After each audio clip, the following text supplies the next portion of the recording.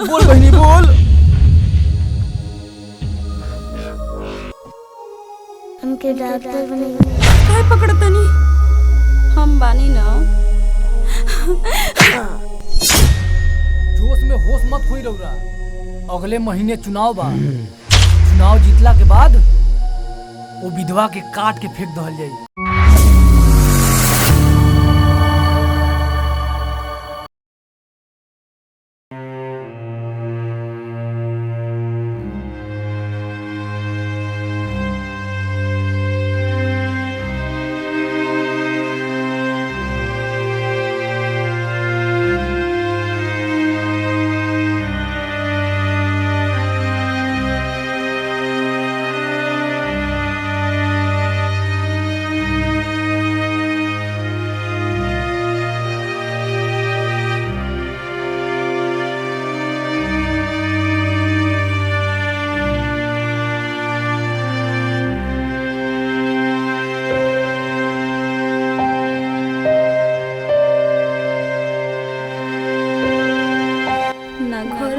Ration बा ना घर में 1 रुपया।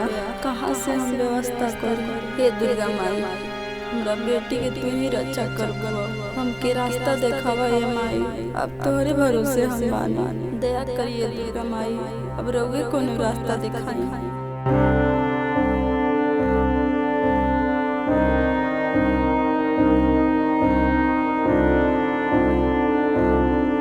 बेटी आ गइलू, बैठा। बैग उतार दो। मम्मी आज स्कूल में सर से फीस मांगत रहनी।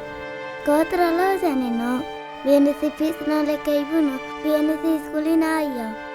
नहीं बेटी, तू स्कूले जाइबू, हम बानी ना। ठीक बा मम्मी। तू घबरा जन, हम पैसा के इंतजाम कहीं ना कहीं से क के लेके आओ तनी। खाना बना दिल बनी, तू खा ली है। आ कपड़ा निकाल के धो दियो, ठीक बा?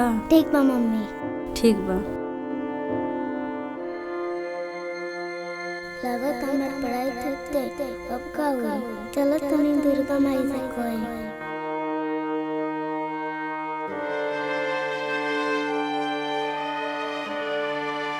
ए दुर्गा माई, हमारा हमने पैसा मांग रहे, उनके पैसा मिल रहे। दुर्गा माई, उनके डॉक्टर बने सपना बटे। दुर्गा माई, ए दुर्गा माई, हमारा हमने पैसा मांग रहे, मेरे बम्बे से पैसा मिलता के लड्डू चलाए। दुर्गा माई,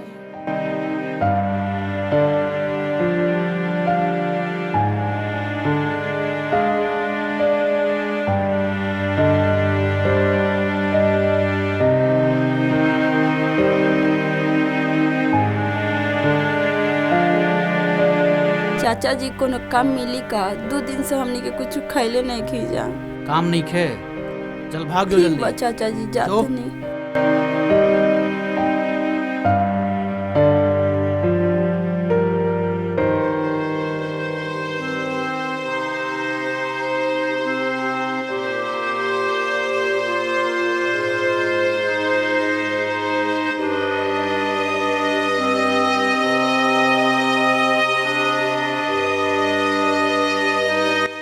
जी केहू बा? का बोल? हमके काम चाहिए, अगर कोनो काम होके तो दे दी। काम हम नहीं खेजो। ठीक बा, जातनी। मुखिया जी, हाँ इनकर जो जमीनिया फसल बा सारा काम हो गइल बा। हाँ। बस राउर साइन हो जाई, बेचारा के सारा जमीन मिल जाई। अच्छा ठीक बा। जान तनी मुखिया जी, ई सब अपने वोटर हुआ सो। अच्छा ठीक बा। सैनिया को दी जा। ठीक बा। टेंशन मत लो, आज से काम तार कंप्लीट हो गई। उ जमीन तोहार हो गई। दे दे। ठीक है मालिक। हई लो, हई ले लो। जा, अब तार काम हो जाई। अच्छा मालिक। सब रौरे होई एक दिन। ते सही अगले कहत महीना चुनाव बा। उहे हुकबे करी। टेंशन मत ले, खाली एक बार और चुनाव जीत जाए दे, तो अब देख कितना तहलका मचाओ तनी। हाँ मुखिया जी, टेंशन मत ली, एहू पारी आप के बारी बा। बारी बा ना, हमके कोनो हाल में पर जीत ही पड़ी। ए मुखिया जी, आप ही जीते, लिख के ले ली हमसे। ठीक बा, बार एकदम जबरदस्त खर्चा करिए ताकि हम ही जीती। ठीक बा? ठीक बा मुखिया जी, टेंशन मत ली। चल ठीक बा। मुखिया जी, विधवा का करे होती है? पता ना, एक सकल। मुखिया जी गोल अतनी। हाँ हाँ दूर रहो, का काम बा? बोल, का देखत तड़े? मुखिया जी कुछ हमके पैसा की जरूरत बा। हमारा स्कूली के फीस भरे के बा। हम आपके 1-1 रुपया चुका देम, बस हमके पैसा दे दी। ना ना, हम 1 रुपया ना देम। कुछ काम चाहिए तो बताऊ। ठीक बा मुखिया जी, हमके कामे दे दी। ठीक बा, लेकिन 500 मिली। ठीक बा, हमके मंजूर बा। सिट्टू, काम बता दे के। ठीक बा प्रधान जी। ए आवरे, चली। हई पूरा पोछा मार दिए। हाँ ओकरी बाद से पूरा दूब साफ करे के बा। ठीक बा? ठीक बा। ओकरी बाद से वो भैंस लौकतिया, ओके छाटी पानी को दिए। पूरा काम खत्म कर, 500 रुपया के ले जो। ठीक बा। ली मुखिया जी पानी पी। दे।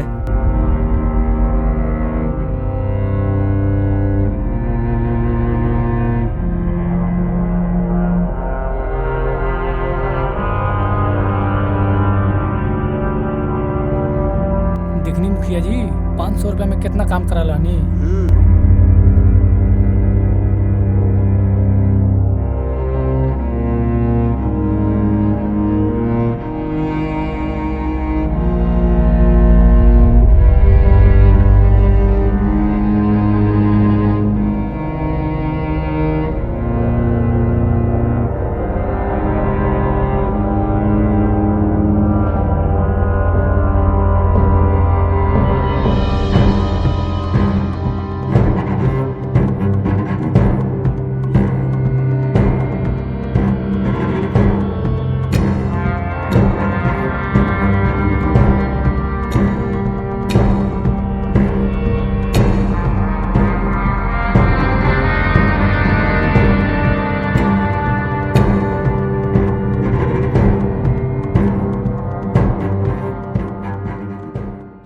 वही देखी ना प्रधान जी कागज बा। रबिया के खेत के कागज हो। चलिए को हड़प लो ली।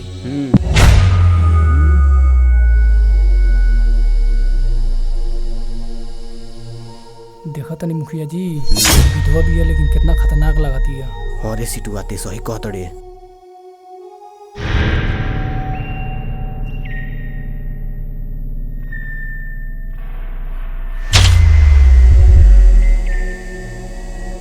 चल तो देखल जाओ।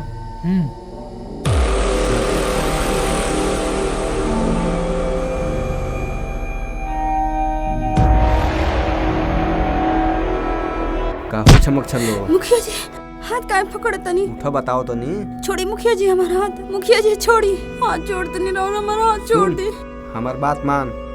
तोके जितना पैसा चाहिए उतना हम पैसा दें। जौन कहत नहीं कर। मुखिया जी छोड़ी हमारा हाथ। हम गरीब बनी, विधवा बनी, एकर मतलब ये नहीं खे कि रउआ जोन चाहे तोन होए। ते समझत नहीं है कैसे बात करत रे। मुखिया जी जौन कहत ने ते बात मान जो। यही में तोर भलाई बा।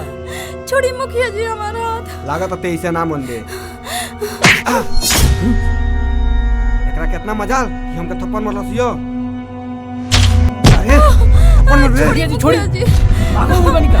चलिए आप चलिए ना बैठी। वो तो साली बताई हम। छोड़ी मुखिया जी, आप मुखिया जी बैठिए जा। बैठी पहले शांत हो गया। भागो लोग बनी का। बैठी पहले ही जा। बैठी रउरा पहले बैठी। हम बात को क्या होता नहीं। रे जो भाग काम हम नहीं कराओगे। जो भाग जो जो जो जो भाग जल्दी भाग। ना ना ना ना जो ऐसन मत ना ना ना ना करी, काम हम नहीं ऐसन कराओगे। मत करी। जल्दी जल्दी जल्दी जो जल्दी जो। मुखिया जी बहुत गुस्सा में बने। गोड़ लगनी, ऐसन मत चल हट गई जैसे। जल्दी भाग जो जैसे।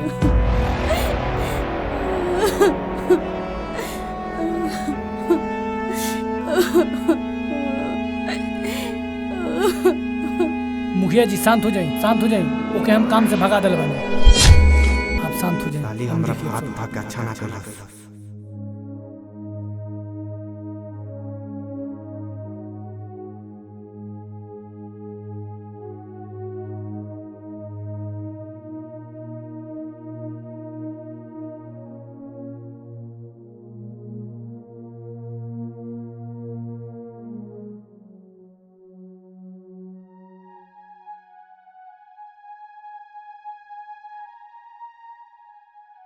का भइल तबही के गइल बानी। अब हिन तक आइनी ना। ए बेरा ल त आ जाए हुआ के।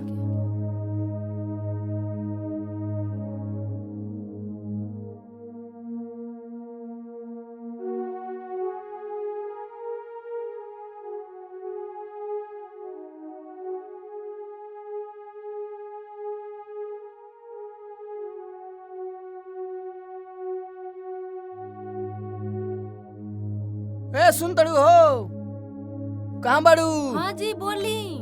आइबू है ना? रुकी आ गई नी। जल्दी आवो।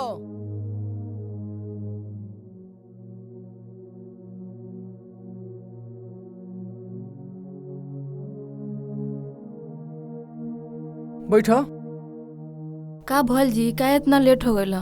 सब ठीक बा न? बहुत गर्मी बा यार, थक गइल बानी। तनी जेबू पानी लेके आइबू पिए खातिर। अच्छा जी लाओ तनी। जा।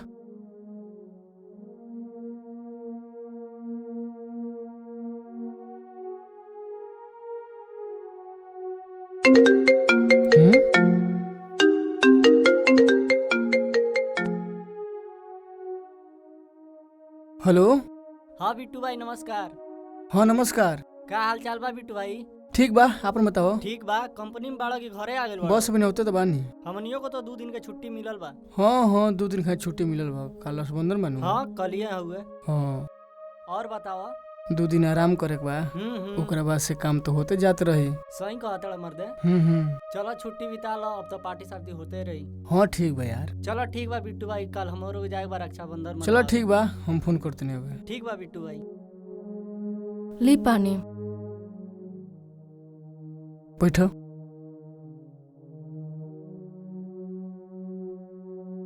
का भइल जी, रिपोर्टवा के मिलल है कि ना? पकड़ा है। हाँ मिलल हो, बहुत खुशी की बात बा यार।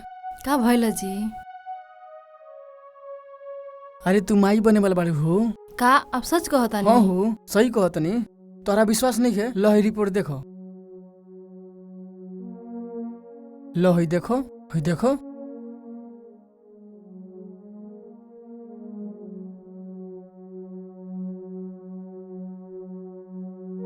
हाँ जी रवा सही कहता नहीं। हाँ हो, हम अब पापा बन जाए, हमारे वर्षों का सपना बजरंग बली पूरा कर देने। अच्छा ठीक बा, रक्षाबंधन के पूरा सामान लाइल बनी? हाँ हो लाइल बनी, ही देखो ना झोरवा में। लो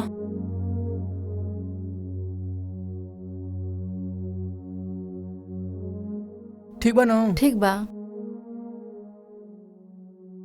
सुन तनी, आज भैया कॉल कैले रहना हम, बोलना है कल रक्षाबंधन बनाया खातिर आओ तनी। अच्छा ठीक बा, चलो बहुत तेज भूख लागल बा, पहले खाना दो हमके।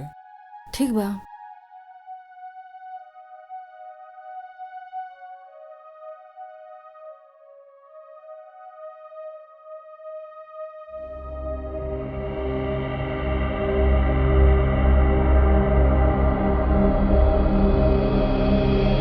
मुखिया जी का सोचत नहीं सवेरे सवेरे? अरे कुछ ना सिट्टू, काल के विधवा औरत हमका थप्पड़ मरले बिया। हाँ। वो अभी तक हमारा दिमाग में गुजरता।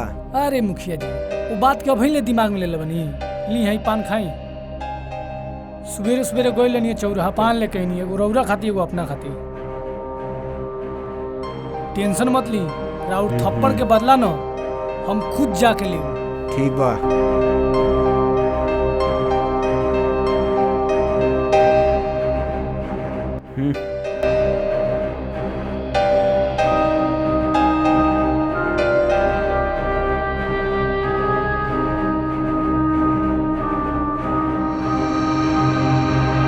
पान बहुत मस्त बा। मुखिया जी हमार बात ध्यान से सुनी रहुआ, जोश में होश मत खोई रहुआ। अगले महीने चुनाव बा, चुनाव जीतला के बाद वो विधवा के काट के फेंक दहल जाई। ठीक कटे सिट्टू, जब तक के थप्पड़ के बदला ना लेम तब तक हम शांत ना रहे। हाँ प्रधान जी, 1 महीना के बात बा, तबले गमाइल नहीं, बाकी सब हमारा ऊपर छोड़ दी। ठीक बा। एसपी के फोन। जी दरोगा साहब। और का हाल चाल बा आप सबके? ठीक बा। कहाँ बानी मुखिया जी? यही जबानी। बात कराई तो। अच्छा ठीक बा, बात कराओ तुम। मुखिया जी एसपी का फोन आइल बा। हेलो। हाँ मुखिया जी नमस्कार। नमस्कार नमस्कार। और क्या हाल चाल है? बढ़िया मुखिया जी। अरे फंड के कमाइए में सब पार्टी होई कि ना? अरे एकदम होगा पार्टी, आने दीजिए। ए ऊपर रहुए नाम निकला था मुखिया जी, ए ऊपर रहुए चुनाव निकाले। अरे आप ही जीते, टेंशन काहे लेते? उम्मीद तो बहुत है जीतने का। फुल सपोर्ट बा हमनी के। हाँ बस सपोर्ट बनाए रखिए। चलिए ठीक बा मुखिया जी, नमस्कार प्रणाम। ठीक बा, नमस्कार। का कहत रहा प्रधान जी एसपी? अरे कुछ ना, पार्टी में मत रहना। ठीक बा मुखिया जी। ठीक बा मुखिया जी, तो चल तनी कुछ काम बा करा के आओ तनी। नमस्कार। बस कुछ दिन और ते रहबे ओके बाद अपन देखो तो नहीं बात के हमरा बात कर तो चिंता ना छोड़े।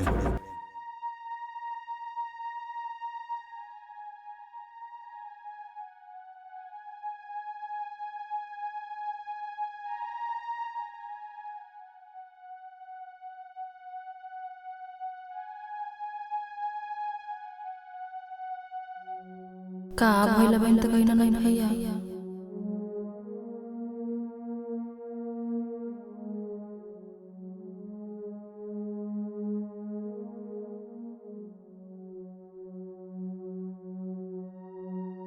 ए जी सुन तनी। हाँ बोलो। भैया बहन ले आईना नाही 9 बज गए, फोन करी ना उनके पास। काहे परेशान बड़ू? औते हुई हैं, तब तक सामान वामान रेडी करो। औते हुई हैं, अभी तक मान लो तू खाना उना खैले नहीं खू। आखिर रखिए उखिए बना जाई तबे ना खाना खैबू। औते हुई नु। अच्छा रुकी, हम थाली में राखी के सामान लेके आओ तनी। ठीक बजा। ठीक बा।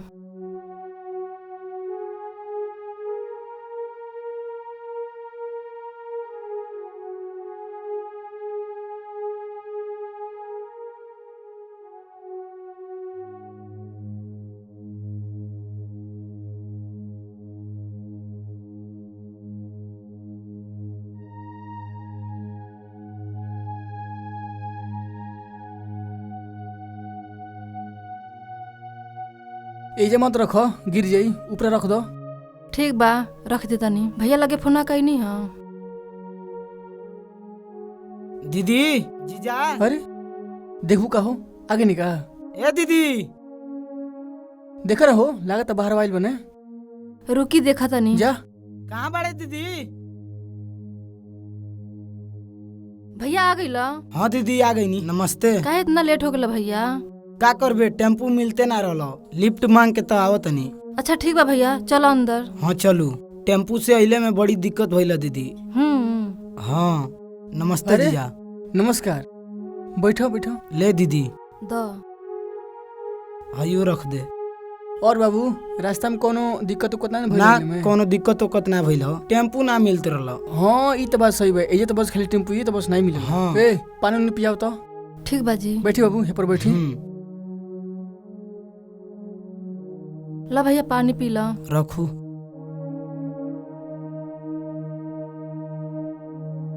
भैया मम्मी पापा का हाल चाल ठीक बा? हाँ दीदी या मम्मी पापा के हाल चाल ठीक बा। ला है पानी पिया। आपो पी पनिया। कोनो बात नहीं, रोरा पी।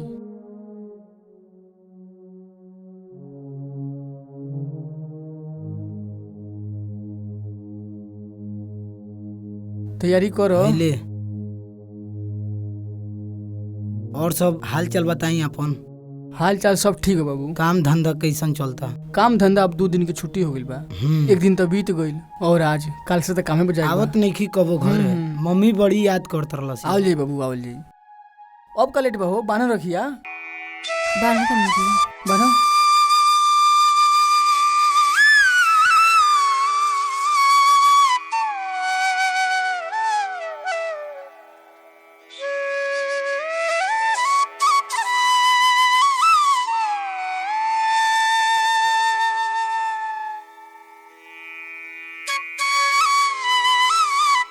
हाथ दो भैया।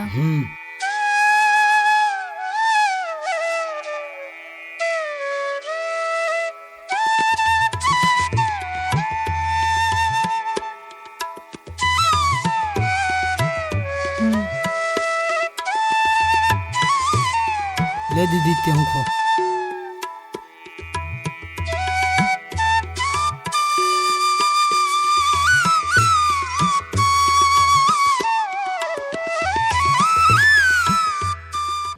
ले दीदी हई अपन राखी बनाई।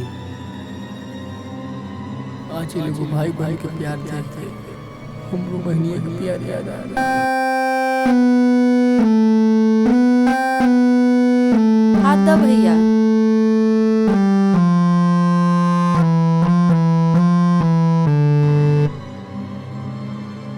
का उस समय रहे जिन बहनिया हमारे साथ। का जी आपके का हो गए? बोली ना जी, काहे ना बोला तनी? जीजा का भइल, का सोचत नहीं? का बताई हो, आज तनी के भाई बहन के प्यार देख के हमरो बहन के प्यार याद आ गई। आज ही हमारे हाथ 10 साल से सुना बा। का भइल रहे दीदी के? इससे पहले तो ना बतैले बानी हमके। ना हो कुछ ना। बोली आपके हमार कसम बा, बताई का भइल रहे? यार एगो हमार छोट बहन रहे, उ लव मेरे शादी करके उ घरे आइल, तब वही दिन बाबूजी ओके घर से बाहर निकाल देने। उ जीत पे अड़ल रहे और बाबूजी कहत रहने कि ते हमेशा खातिर हमारे खातिर मर गिल बड़ी, और वही दिन हमारे बाबूजी ओके बाहर निकाल देने। का बताई हो, आज हमारा बहनिया के बहुत याद आवता यार। हमरो बहनिया रही तो आज कलाई सुन ना रही। रोई मत जी, बताई वहाँ के कहाँ रहे नी? बाबूजी के मरले के बाद यहाँ से 25 किलोमीटर दूर एगो भूसावल गांव बा। सुनले में आवला कि वही जगह रहले उ। तो हमके पहले कहने बताऊनी? आज रक्षाबंधन है, चली दीदी से मिलावल जा। आज रहुआ के रखियो बना जाई। चली जीजा, दीदिया ठीक कहतिया, आज घूमियो ले जाई और रखियो बना जाई आपके। हमहू के 3-4 दिन खातिर छुट्टी मिलल बा। सोची मत जीजा, चली ना। का सोचता नहीं चली? अच्छा ठीक बा, नहीं मन बजा तो चलो जा। वैसे भी उससे मिले के हमरो आज मन करता। चलो चली चली। रुमलिया ले लियो।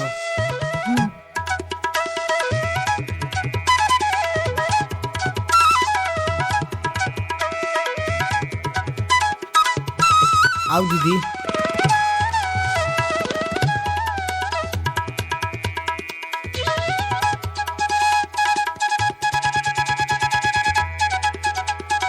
कहो रखिया बने वाला सामान कहाँ से ले आई? चली पटौने लिया जाई। अच्छा ठीक बा, चलो बैठू। बढ़िल हो, चली। हाँ चली।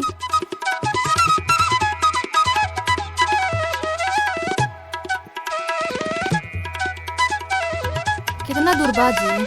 ये गाँव हो, पहुँची गल बन जा।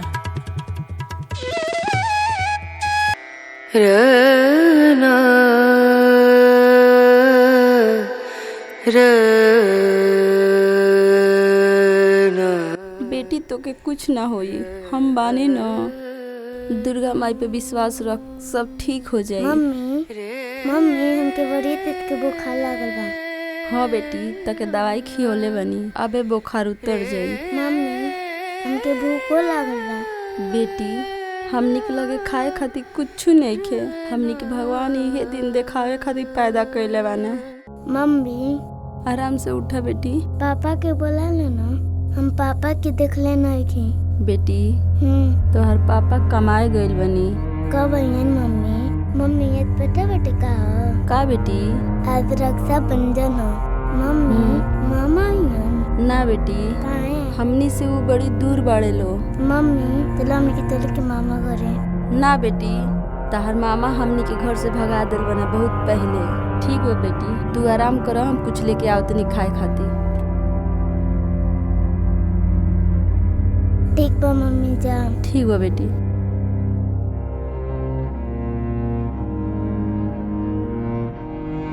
आओ भैया आओ, बस आइए गई नहीं जान।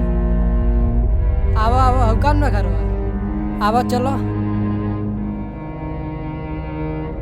आओ देखो आइए।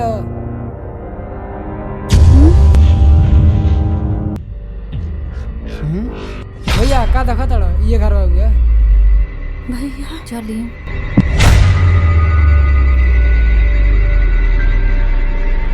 बहनी ए भैया का देखो तड़ो, कान मेरी घर रख मेरा। चलो। अरे भैया इते पर का त सपन होला बड़े रे बहनी। हां ई कैसे भइल रे? बोल, आखिर का नहीं के बोलो, बोल रे। ई के कल तोर दसा रे? बोल रे बहनी। पहले उठ तो, उठ बे, उठ। चल घर में चल, बाजू चल। ये आओ जाओ।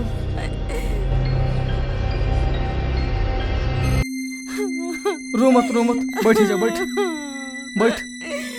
चुप आ जा पहले। आखिर कैसे हो गए बहनी बताओ? पहले चुप हो बहनी, चुप हो पहले चुप हो जाइए। चुप आ जाओ। बताओ कैसे भइल बतइबे पहले बताओ। अच्छा भैया हम चल तनी। ठीक बा भैया जा। भैया वहाँ के गइलनी मार्केट करे और एक्सीडेंट भइल, वहाँ के निधन हो गइल। रो मत बाबू रो मत। तो से कॉल करी ना कि ते अपने मर्जी से शादी न कर, लेकिन ते हमनी के बात मान ले तनको बोल। हमनी के बात ना मान ले तो के भोगी भोग। हमार बात मनबे ना कइले, बाबूजी के बात मनबे ना कइले, अना माई के मन ले तो के भोगी बताओ। आ तोरी चलते माई बाप भी दुनिया से चल गेलो लो। सब खत्म हो गेला बहनी, सब खत्म कर देले। ए जी मत रोई, चुप हो जाए। जीजा मत रोई, जौन होखे के रहला तौन हो गइल। भैया हमके माफ कर दे, हमसे बहुत बड़न गलती हो गइल। चल ठीक बात ते टेंशन मत ले। अब तोर भाई जिंदा बा, हम बाने रे पगली। मत रो, चुपा जो चुपा जो, कुछ ना होई तो के। चुपा जो चुपा जो चुपा जो, मत रो मत रो। बैठो तू कहीं खड़ा बड़, बैठो। ठीक बा बैठो तनी। चुपा जो बहनी चुपा जो। बहनी हई देख तोर भाभी हई उनकर भाई हुए। भाभी मत रोई, चुप हो जाए। अरे बहनी जौन होके रहल तौन हो गए, आगे के भविष्य के बारे में सोची।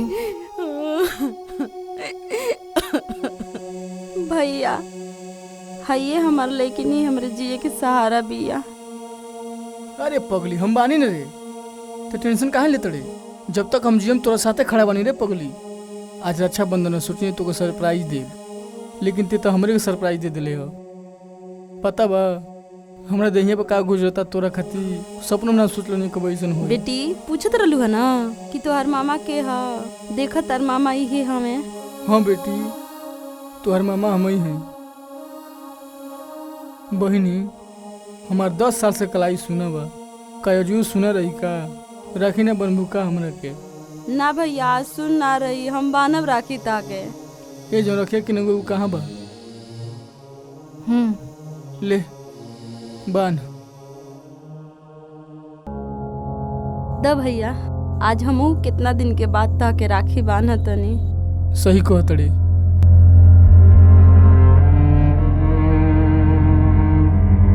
का देखत अड़ भैया। बहनी ये तोर का स्थिति बारे, हे हालात में तेरा तड़े। का करबा भैया, जब से वहाँ की गुजर गई तब से गांव नगर के लोग हमरा के ताना मारता, जियल मोहाल कैले रहता। अच्छा ठीक बा, ते टेंशन मत ले। ये दुनिया ऐसे ही बा, जब ओकरा पति के सजा उठ जाला न तो ओके आदमी कैसे बदतर करेला। ते टेंशन मत ले, आज की बात से ते हमरा घरे रहबे, ठीक बा। अरे हम बानी न रे, ते टेंशन मत ले। चल भैया टेंशन मत ले, चल।